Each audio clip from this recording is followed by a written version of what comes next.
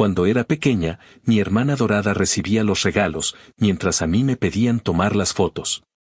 En su boda, mi mamá dijo, nunca opacarás a tu hermana, quédate atrás. Me senté en la última silla y vi cómo todos la aplaudían, hasta que entró su amante gritando su nombre. Nadie dijo nada. Yo solo pensé, por fin, mamá, no la opacaron. La alumbraron. Cuando era niña, siempre tuve claro que en mi familia había un lugar para cada quien, y el mío no era precisamente el bonito. Mi hermana Emily era la estrella, la dorada, la que todo el mundo veía y aplaudía, y yo era la que estaba detrás de la cámara, la que sostenía el pastel, la que sonreía para no hacer ruido. Mi mamá decía que Emily nació para brillar, mientras que yo era la práctica. Cada cumpleaños, cada Navidad, cada jodido evento, giraba alrededor de Emily. Si yo recibía un regalo, era algo útil, calcetines, una libreta, a veces un libro de texto. Emily, en cambio, tenía montañas de envoltorios brillantes, perfumes, muñecas, pulseras, ropa nueva. A mí me tocaba recoger los papeles del suelo mientras ella posaba para las fotos. Mamá tomaba esas fotos con una sonrisa orgullosa y luego me pedía que sacara una de las dos juntas, pero que Emily quede en medio. Así crecí, en ese rol de fondo, invisible, aprendiendo a hacerme pequeña para no incomodar. Cuando terminé la escuela, quise irme lo más lejos posible. Saqué una beca para estudiar en otra ciudad y, aunque mamá se quejó diciendo que una buena hija no abandona a su familia, me fui igual. Emily se quedó en casa, con su novio Ryan, un tipo que siempre me pareció demasiado decente para ella. Trabajaba mucho, le compraba cosas, la trataba bien. A veces pensaba que Ryan era la única persona que veía algo de lo que Emily realmente era, pero me equivocaba. Emily era encantadora cuando quería. Sabía mentir con una sonrisa, y Ryan se tragaba todo. Mamá adoraba a Ryan casi tanto como a Emily, decía que era el yerno perfecto. Cada llamada que hacía a casa era para escuchar lo mismo, Emily y Ryan compraron un auto, Emily y Ryan se mudaron, Emily y Ryan están pensando en casarse. Nunca una palabra sobre mí, excepto cuando necesitaban que les mandara algo o les arreglara algún documento. Cuando anunciaron el compromiso, mamá se volvió loca de emoción. Era su gran evento. Había esperado toda la vida para ver a su hija dorada casarse como una princesa. Hablaba de la boda como si fuera la coronación de una reina. Me pidió que fuera dama de honor, pero luego agregó que probablemente no había presupuesto para otro vestido. No me importó. Ya sabía cómo funcionaba todo. Le ofrecí ayudar con la organización, y su respuesta fue un seco solo no llames la atención. Me reí, porque ya ni siquiera dolía. El día de la boda fue una mezcla de sarcasmo y resignación. El lugar era hermoso, todo decorado con flores blancas y luces doradas. Llegué sola, como siempre. Mamá me vio y lo primero que dijo fue que por favor no usara mi chaqueta porque desentonaba con el ambiente. Me quedé callada. Luego me pidió que no me acercara mucho durante las fotos familiares, para no opacar a Emily. Lo dijo sin malicia, como quien comenta el clima. Me sentí una idiota por seguir esperando que en algún momento me tratara diferente. Me senté en la última fila, lo más lejos posible, viendo a todos sonreír y fingir que aquello era un cuento de hadas. Cuando Emily entró, todo el mundo aplaudió. Mamá lloraba de emoción, Ryan parecía nervioso pero feliz. Yo solo pensaba en cómo siempre la vida de Emily era una película donde todos jugábamos papeles secundarios. Me quedé observando en silencio mientras intercambiaban votos, y durante un segundo, me sorprendí deseando que le saliera todo bien. No porque lo mereciera, sino porque estaba cansada del drama familiar. Quería que por fin todos tuvieran lo que querían, que me dejaran en paz. Pero el destino tiene un sentido del humor bastante cabrón. Durante el brindis, cuando Ryan hablaba sobre el amor eterno y mamá ya estaba planeando el número de nietos, las puertas del salón se abrieron de golpe. Entró un hombre, visiblemente alterado, con una botella en la mano. Gritó el nombre de Emily con una voz tan fuerte que el micrófono chilló. La gente se volteó confundida. Él caminó directo hacia la pista, tambaleándose, y dijo, Dime que Ryan sabe que me mandaste fotos anoche. El silencio fue tan denso que se podía sentir. Mamá soltó la copa y se cubrió la boca.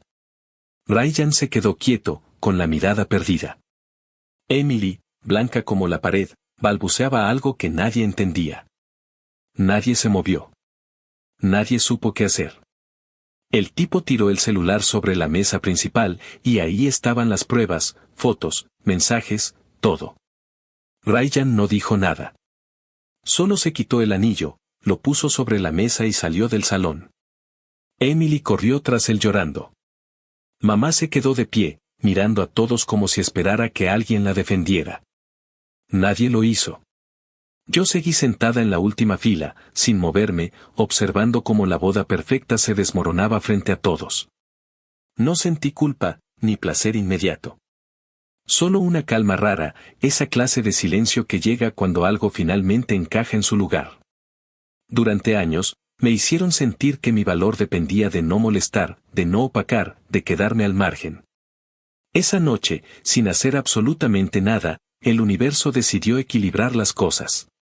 Mientras los invitados empezaban a murmurar y mamá lloraba que su hija estaba destrozada, yo me quedé quieta, mirando las luces titilar sobre los restos de la cena, y pensé, por fin, mamá, no la opacaron. La alumbraron. Salí antes de que terminara el desastre. Caminé hasta mi auto con los tacones en la mano y una sonrisa que me duró todo el camino de regreso. No dije nada a nadie, no publiqué nada, no conté chismes. Simplemente me fui a dormir sabiendo que por primera vez, no tuve que hacer nada para que se hiciera justicia. A veces el karma se toma su tiempo, pero cuando llega, lo hace con una precisión que ni el mejor plan podría lograr. Esa noche dormí como no lo había hecho en años. Actualización 1. Habían pasado un par de semanas desde la boda, y aunque pensé que todo ese desastre se iría desvaneciendo con el tiempo, las consecuencias llegaron mucho más rápido de lo que imaginé. Al principio fue silencio, como si nadie quisiera mencionar lo ocurrido. Nadie me llamó, nadie me escribió. Pensé que tal vez estaban intentando fingir que no había pasado, o que estaban demasiado avergonzados. Pero un martes por la tarde, mientras volvía del trabajo, mi teléfono empezó a sonar y vi el nombre de mi madre en la pantalla. Dudé en contestar, porque conocía ese tipo de llamadas, pero lo hice igual. Su voz sonaba ronca, y lo primero que escuché fue un ¿cómo pudiste? Me quedé en silencio unos segundos, sin entender a qué se refería, y ella continuó diciendo que todo era mi culpa, que había arruinado la boda de mi hermana. Le pregunté, con la calma más falsa que pude reunir, ¿cómo carajo se suponía que eso había sido culpa mía? Dijo que seguro yo había estado detrás de todo, que había invitado a ese tipo, que seguro querías destruir a tu hermana desde hace años. Me quedé callada un momento y después le dije que ni siquiera sabía quién era ese tipo, que apenas si había hablado con Emily el último año, que su lógica no tenía sentido. Pero no importaba. Para mi madre, todo lo malo que le pasara a Emily tenía que tener una causa, y esa causa siempre era yo. Me dijo que Emily estaba devastada, que Ryan se había ido y que ahora todos en el pueblo hablaban de ellos. La escuché decir que su pobre hija no podía ni salir de casa sin que la señalaran. Y luego, como si fuera lo más normal del mundo, me dijo que debía disculparme con Emily por no haber hecho nada para evitarlo. En ese momento me reí, no con alegría, sino con cansancio. Le pregunté cómo demonios iba a evitar algo que ni siquiera sabía que iba a pasar. Me respondió que tú siempre sabes más de lo que aparentas, esa frase que usaba cada vez que no tenía argumentos. Sentí que todo el esfuerzo de los últimos años, de alejarme, de crecer, de construir mi vida sin ese drama, no había servido para nada. Me dijo que Emily estaba en su casa, que no tenía dónde quedarse porque Ryan había cambiado las cerraduras, y que necesitaba ayuda. Le contesté que ojalá se arreglaran, pero que yo no iba a meterme. Hubo un silencio largo al otro lado del teléfono, de esos en los que puedes escuchar la rabia contenida. Me dijo que era una desagradecida, que por eso nadie me quería, y colgó. Después de esa llamada, sentí algo raro. No tristeza, no culpa. Era como si por fin se me hubiera caído la venda. Durante años había vivido esperando una mínima muestra de cariño, de reconocimiento, cualquier cosa que me hiciera sentir parte de esa familia. Pero esa noche, después de colgar, me di cuenta de que no había nada que rescatar. Me senté en el sofá, puse el teléfono boca abajo y me quedé mirando el techo. No lloré. Solo pensé en lo absurdo de todo. Mamá podía ver a su hija acostándose con otro tipo el día de su boda, y aún así, de alguna manera, encontrar la forma de echarme la culpa a mí. Los días siguientes fueron un desfile de mensajes pasivo-agresivos. Una tía me escribió para decirme que tu mamá está muy mal, no seas tan dura con ella. Un primo comentó que todos cometemos errores, como si hubiera algún tipo de culpa compartida. Emily no me contactó directamente, pero me enteré por una vecina de mi madre que pasaba los días encerrada, llorando y quejándose de que nadie la entendía. También escuché que Ryan había pedido la anulación del matrimonio y que estaba pensando en mudarse a otro estado. Todo el cuento de hadas que habían construido se había derrumbado en cuestión de minutos, y aunque sonaba cruel, me sentí liberada. El pequeño pueblo donde crecimos siempre fue de esos lugares donde los chismes vuelan más rápido que cualquier noticia importante. En menos de una semana, todos sabían los detalles, y las versiones cambiaban según quien las contara. Algunos decían que Emily había sido víctima de un chantaje, otros que el amante la había seguido desde hacía meses, y otros, los más sensatos, simplemente decían que era una idiota que se había metido con la persona equivocada. Mamá, por supuesto, trató de controlar el daño. Publicó en Facebook una especie de declaración en la que decía que la familia está atravesando un momento difícil y pedía respeto. Pero la gente no es tonta. La mayoría sabía que Emily siempre había tenido ese aire de superioridad y muchos disfrutaban del espectáculo. Yo, mientras tanto, seguí con mi vida. Trabajaba, salía con mis amigos, intentaba no pensar demasiado. Pero la paz duró poco. Un día, saliendo del trabajo, me encontré con una de las damas de honor de Emily, una chica que siempre me había mirado con lástima. Me dijo que mi madre andaba diciendo por ahí que yo había planeado todo, que incluso había contratado al tipo para exponer a Emily. Me dio tanta risa que no supe si agradecerle o gritarle. Le dije que mi madre podía decir misa si quería, que ya no me importaba. Pero esa noche, cuando llegué a casa, bloqueé a las dos en todas las redes sociales. No quería saber nada, ni de sus dramas, ni de sus excusas. Era como limpiar una herida que por fin empezaba a cicatrizar. Con el paso de los días, la rabia inicial se transformó en una especie de alivio. Me di cuenta de que, por primera vez, no tenía que hacer nada para ser la mala del cuento. Ellas solas se encargaban de escribir esa historia. Mi madre necesitaba un enemigo, alguien a quien culpar, y Emily necesitaba una víctima para seguir siendo la pobrecita. No quería seguir participando en ese juego. Así que me alejé, sin explicaciones, sin despedidas. Recuerdo una tarde, mientras lavaba los platos, que me quedé pensando en cómo las cosas habían cambiado. Durante tanto tiempo pensé que mi madre y mi hermana eran como una tormenta que no podía evitar, que me arrastraba cada vez que intentaba mantenerme firme. Pero esa vez no. Esa vez, me quedé quieta, y la tormenta pasó sin tocarme. No porque fuera más fuerte, sino porque finalmente entendí que no tenía que estar en medio de todo para demostrar nada. Las semanas se volvieron meses, y aunque todavía escuchaba rumores de lo mal que la estaba pasando Emily, no sentía lástima. En el fondo, sabía que lo que más la hería no era la pérdida del matrimonio, sino el hecho de haber perdido su papel de heroína en la historia familiar. Ya no había aplausos, ni cámaras, ni vestidos bonitos. Solo vergüenza. Y mi madre, en lugar de ayudarla a enfrentar eso, se dedicaba a culpar al resto del mundo. Nunca volví a recibir una llamada de ella, y no hice ningún intento por buscarla. A veces me preguntaba si eso me hacía una mala hija, pero después me recordaba todas las veces que fui una buena y no sirvió de nada. Lo más curioso fue que, con el tiempo, me acostumbré al silencio. A no tener que justificarme, a no sentirme pequeña cada vez que hablaba. Me gustaba llegar a casa, abrir una cerveza y no pensar en las locuras de mi familia. Era un tipo de libertad que no conocía, y aunque sonara egoísta, la disfruté más de lo que imaginaba. Algunas noches, todavía recordaba la boda. No con rencor, sino con una especie de ironía amarga. Pensaba en cómo todos se esforzaron tanto por mantener una imagen perfecta, y cómo todo se fue a la mierda en cuestión de minutos. No porque alguien los delatara, sino porque la verdad, tarde o temprano, siempre encuentra la manera de salir a la luz. Y si alguien me hubiera dicho que sentiría satisfacción por eso, le habría dicho que no. Pero la verdad es que sí. No por el escándalo, ni por el daño, sino porque, por primera vez, yo no era la que salía perdiendo. Así fue como, sin planearlo, obtuve la venganza más limpia de todas, no tener que hacer nada. No desearles mal, no buscar revancha, solo seguir viviendo mientras ellas se hundían en su propio caos. Y aunque suene frío, esa sensación de paz valía más que cualquier disculpa que nunca iba a llegar. Actualización 2.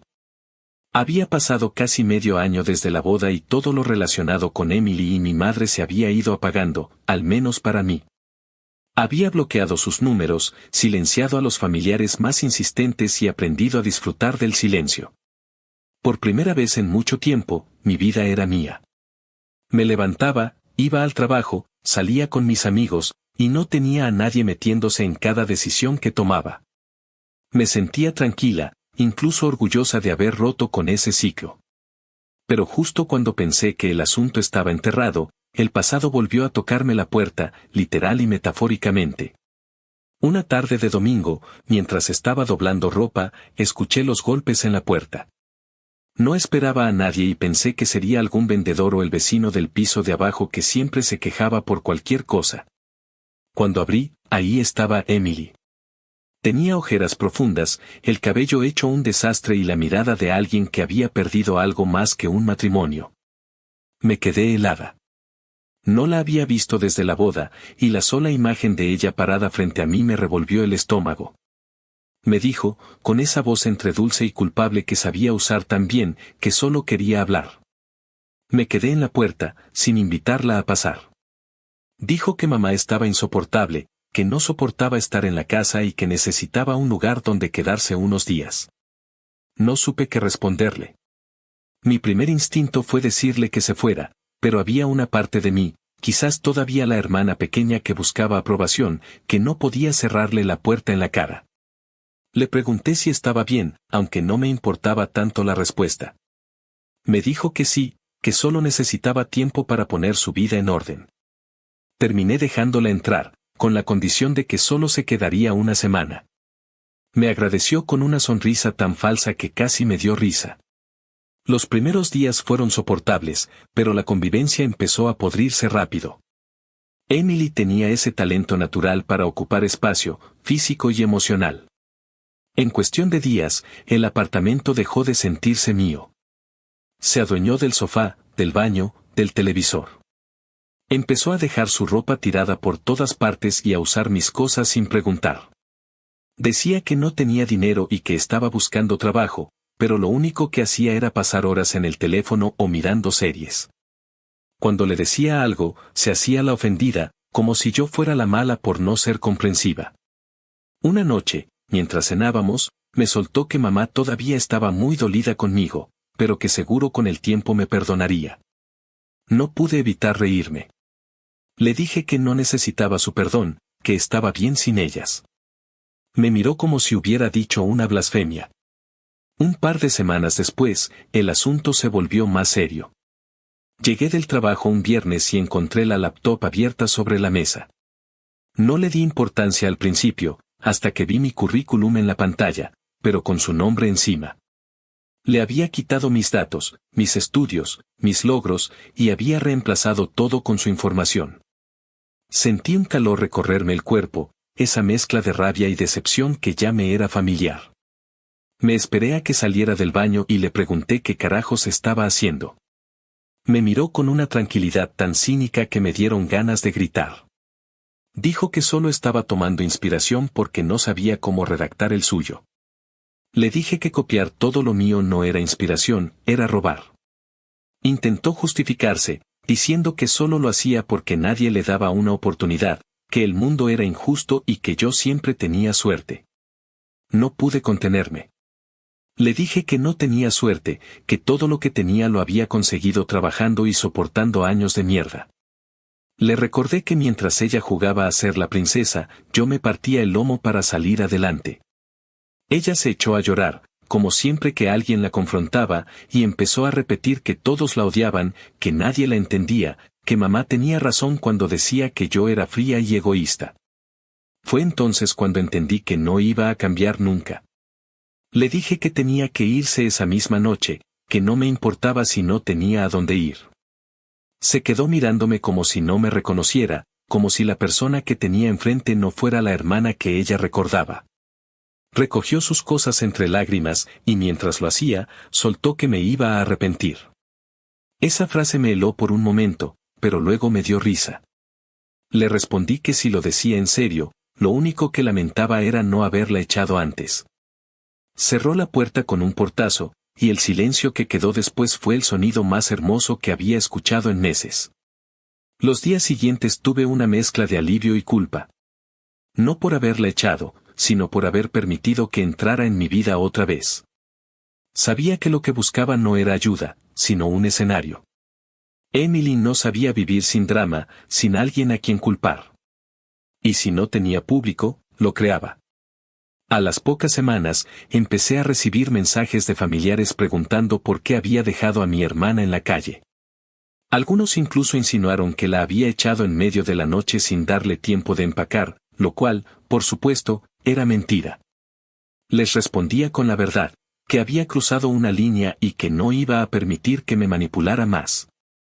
Pero no importaba. En mi familia, la versión de Emily siempre era la que contaba.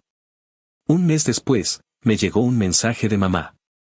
No lo había leído desde que la bloqueé, pero el número era nuevo. Decía que no podía creer lo cruel que había sido y que Emily estaba destrozada. Me limité a leerlo una vez y borrarlo. No respondí. Aprendí que no hay diálogo posible con alguien que vive en su propio guión.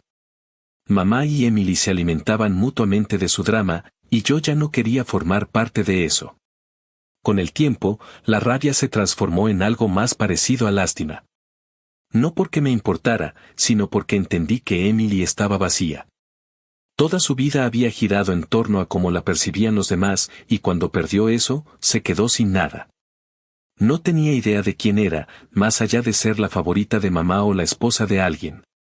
Por eso intentó robarme mis logros, mis esfuerzos, como si copiando mi vida pudiera encontrar la suya. Era triste, pero no lo suficiente como para volver a dejarla entrar. A veces me preguntaba si ella realmente creía sus propias mentiras. Si de verdad pensaba que el mundo estaba en su contra, o si era consciente de que todo lo que le pasaba era consecuencia de sus decisiones. Quizás un poco de ambas. De algo estaba segura, Emily nunca asumiría responsabilidad. Siempre habría alguien más a quien culpar. Y si no me mantenía firme, ese alguien volvería a ser yo.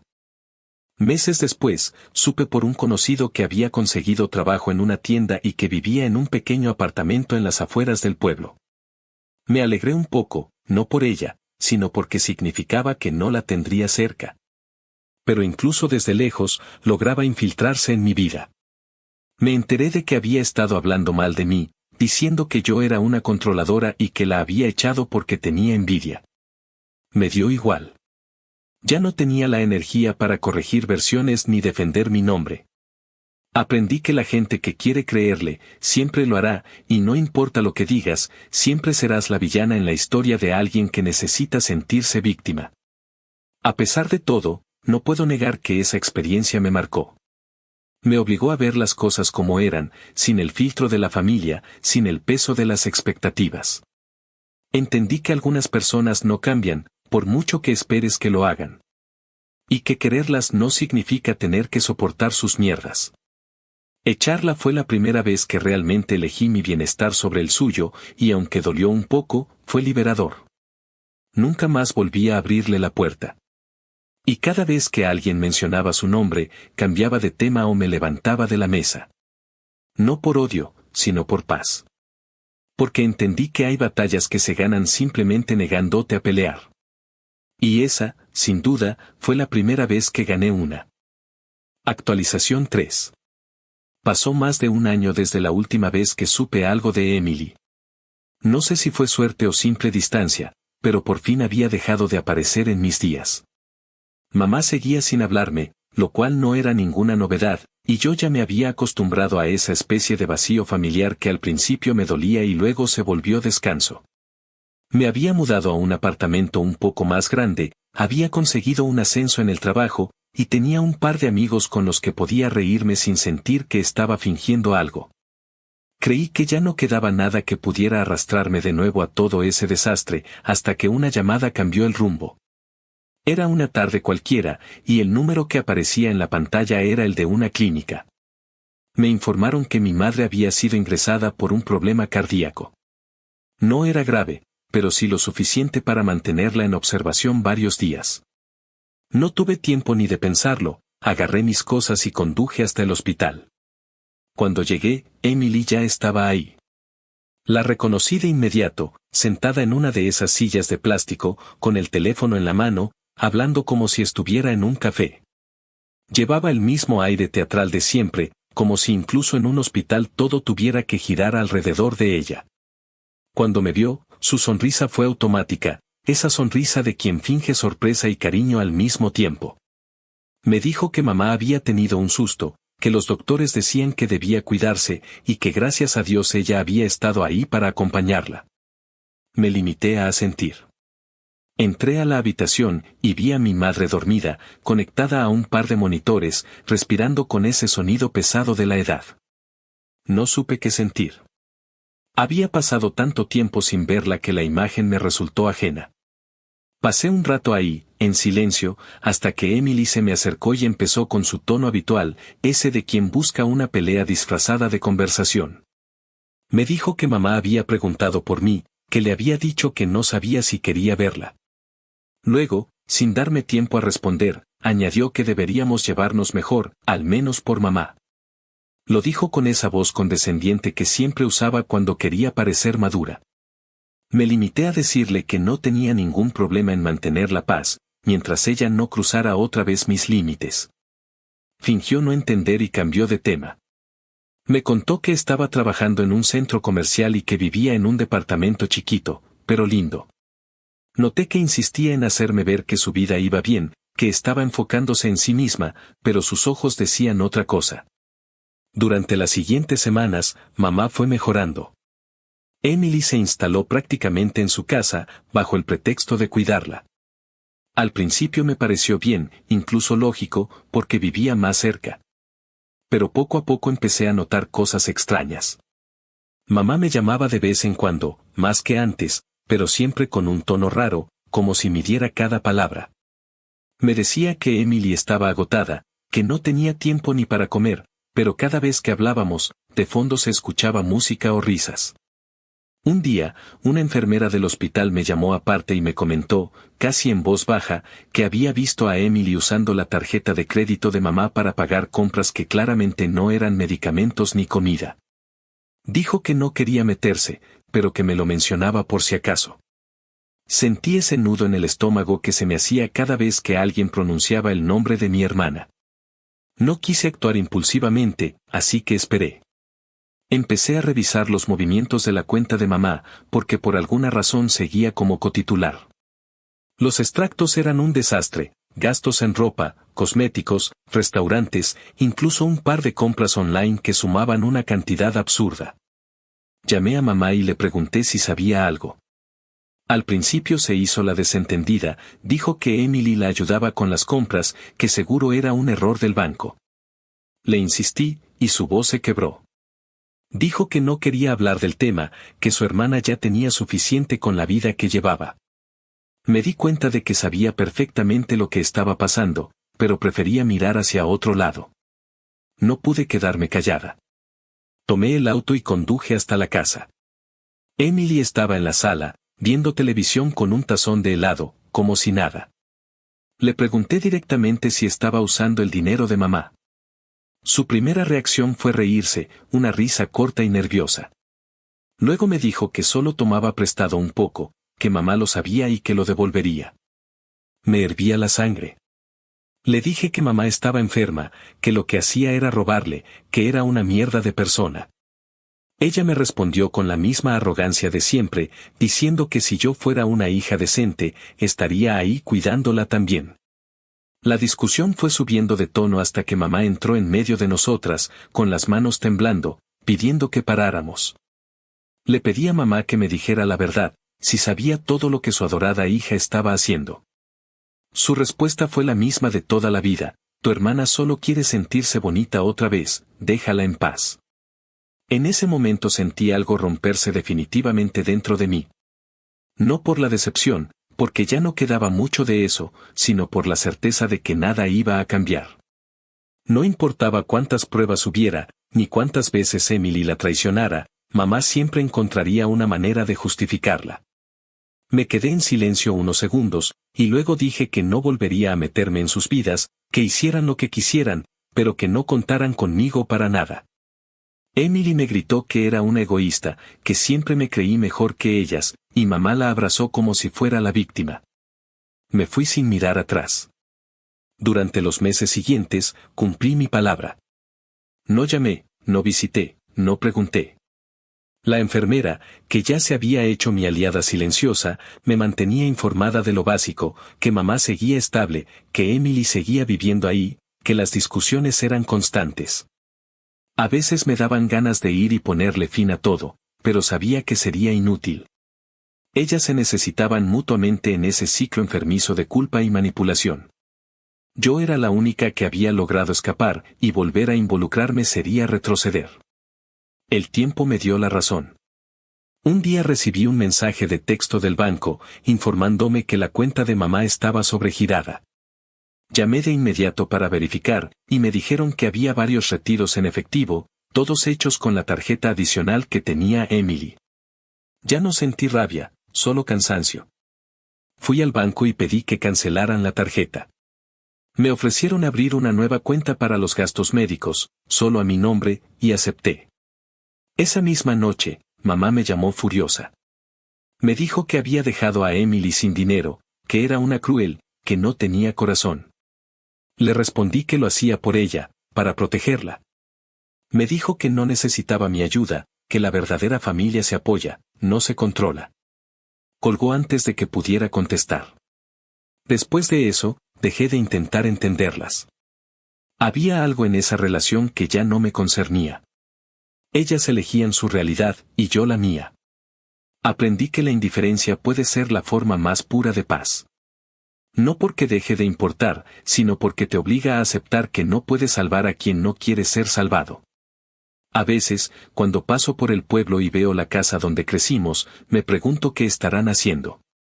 Tal vez siguen repitiendo las mismas frases, los mismos reproches, las mismas mentiras.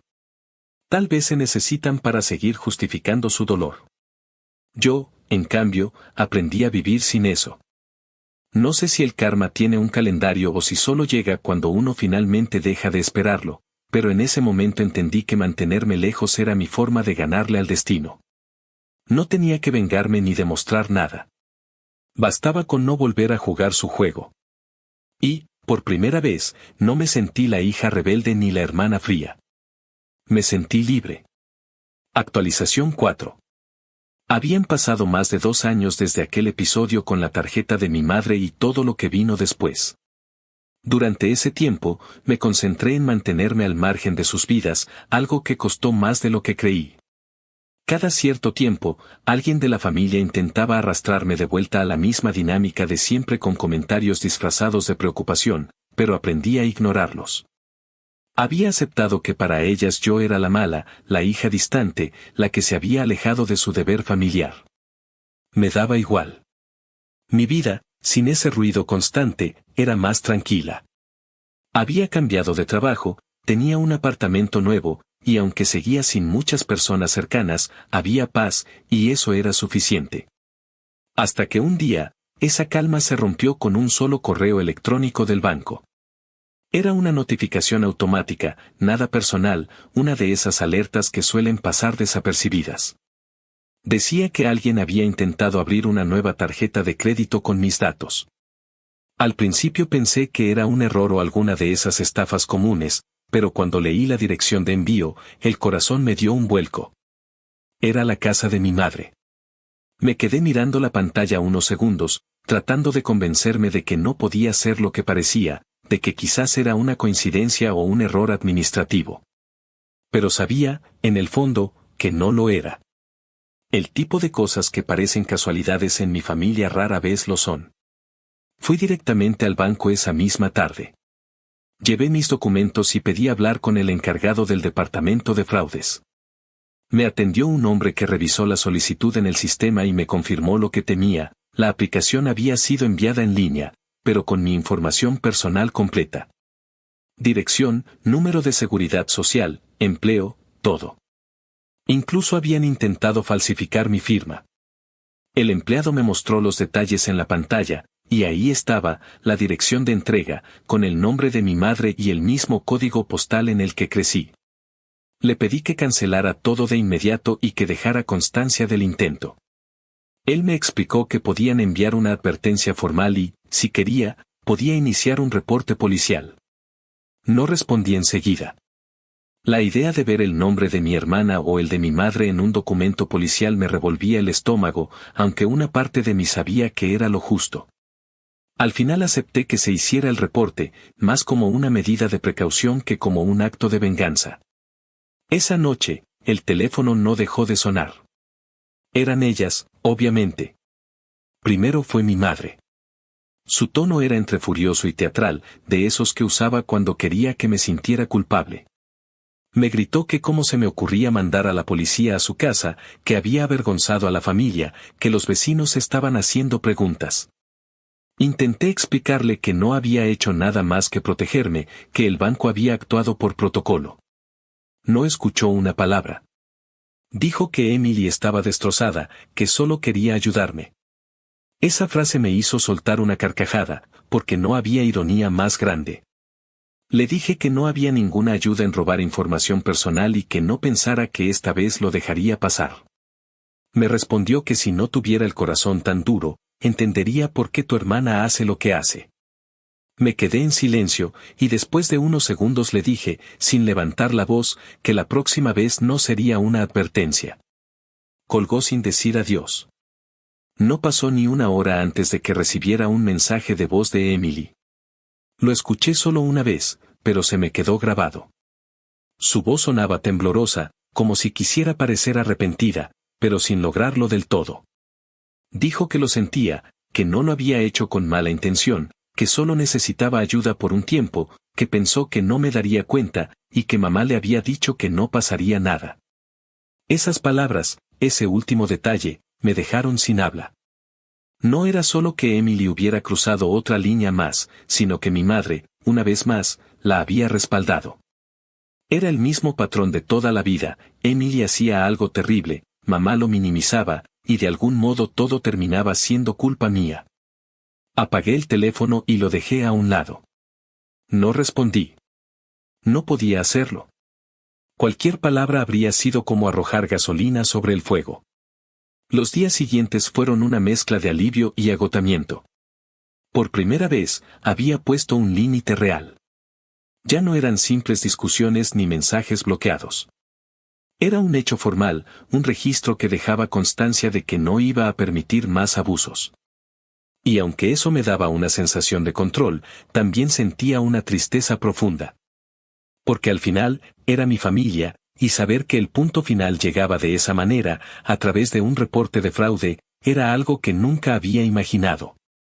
Pero también sabía que no podía seguir cargando con la culpa que ellas me querían imponer. Poco después, me enteré de que mi madre andaba contando una versión completamente distinta de lo ocurrido. Según ella, yo había exagerado todo, que había denunciado a mi propia sangre por un malentendido. Algunas personas de la familia me escribieron para decirme que debía reconsiderarlo, que la familia es lo más importante. No respondí a ninguno. Me di cuenta de que esas frases, dichas tantas veces, eran cadenas disfrazadas de consejos. Y yo ya no estaba dispuesta a seguir encadenada a un pasado que solo traía miseria. Emily, por su parte, desapareció un tiempo.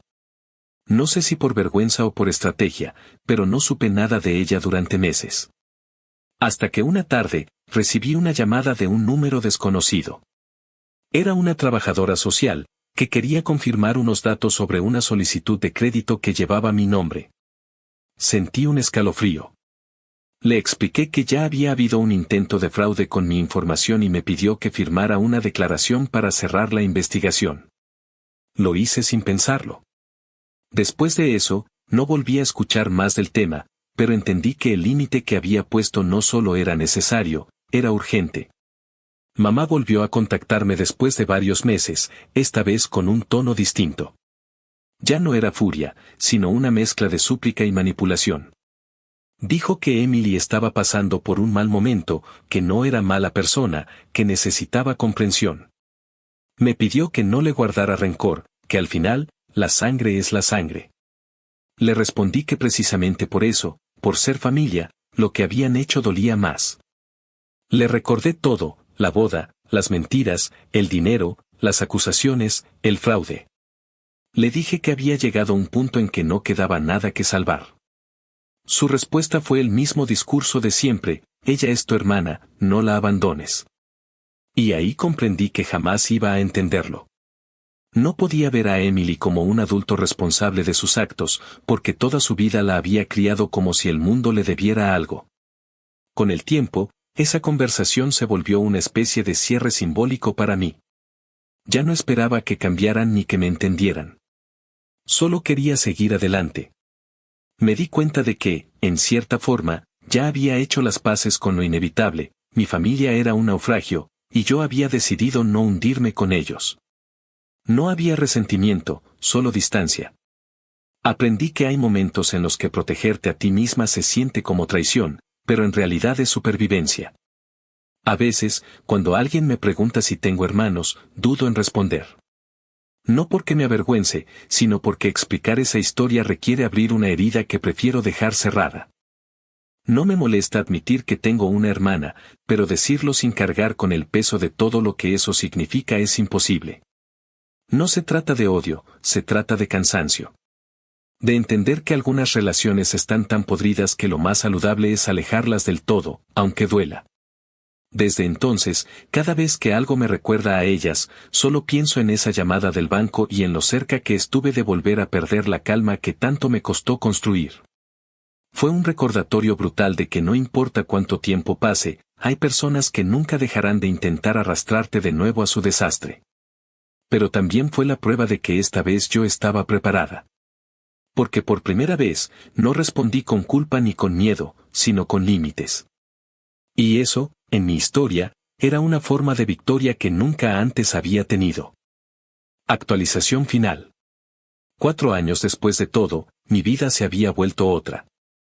A veces me costaba reconocer en la mujer que soy a la muchacha que alguna vez se sentó en la última fila de una boda mirando como su hermana era la protagonista de todo. Ya no tenía contacto con mi madre ni con Emily, y aunque al principio esa distancia me pesaba, con el tiempo se volvió una necesidad vital.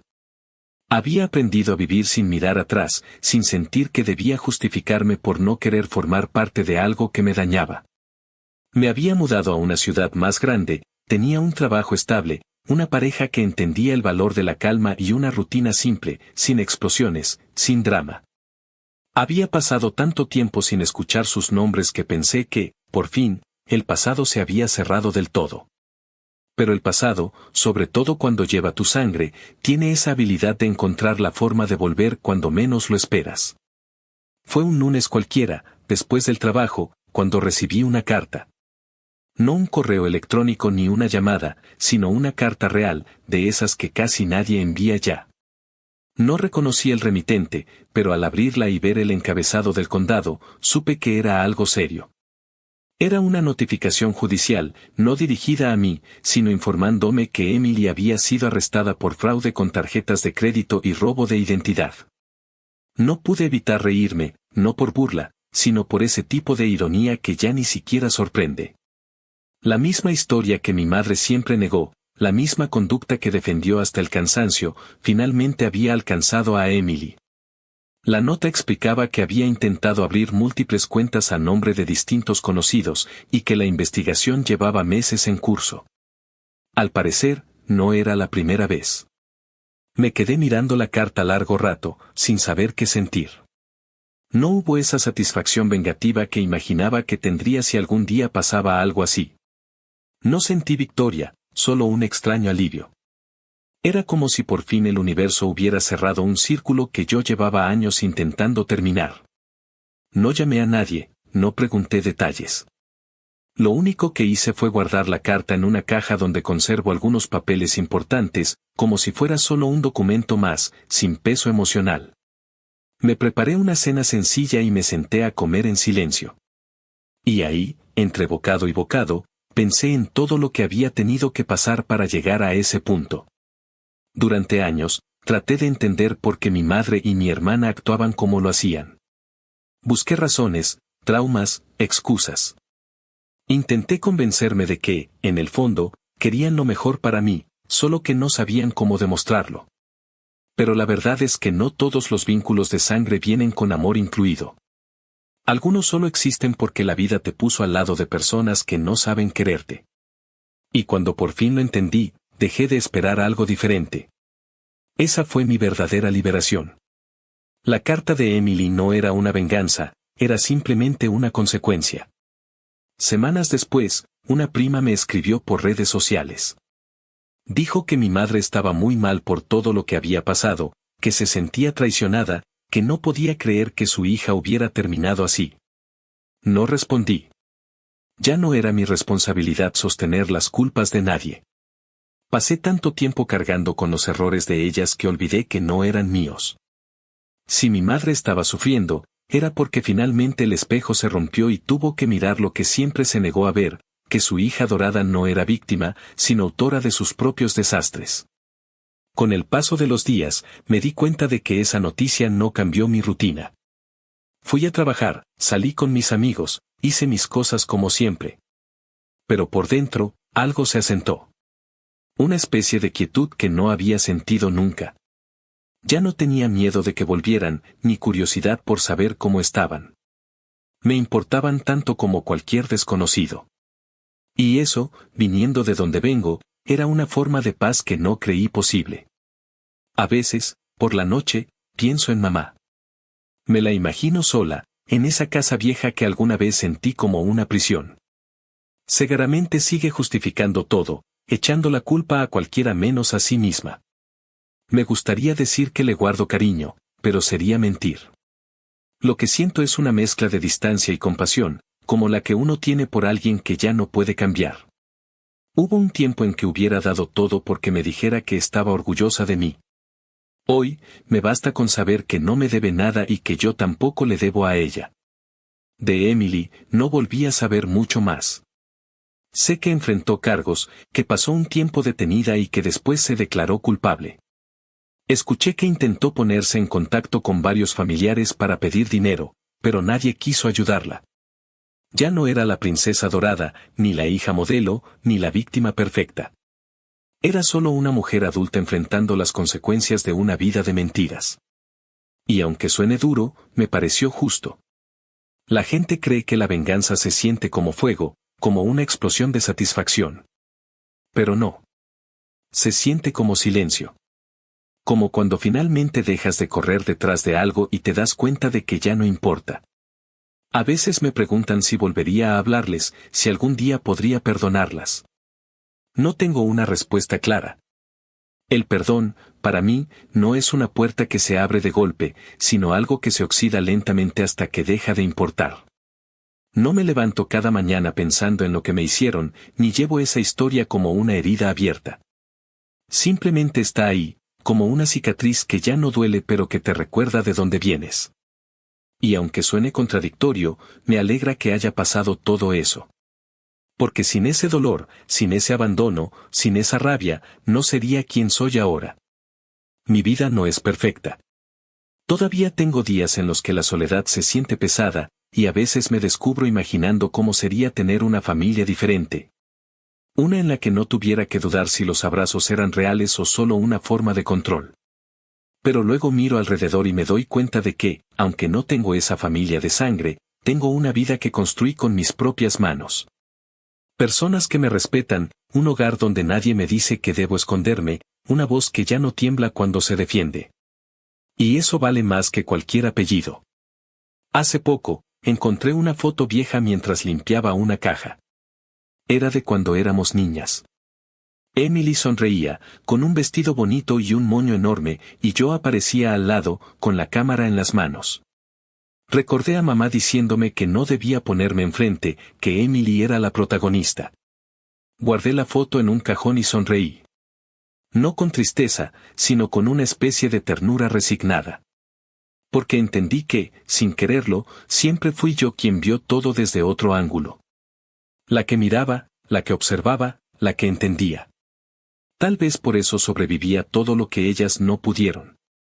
Si algo aprendí de toda esta historia es que el karma no necesita ayuda. Llega solo, en su momento, y no pide permiso. Y cuando lo hace, no destruye, solo acomoda. Lo pone todo en su lugar. Yo ya no necesito justicia ni disculpas. Todo lo que quería era paz, y la encontré en el sitio más simple de todos, en la distancia. Porque al final, algunas familias no se reparan, se superan. Y yo, después de tantos años, por fin lo hice.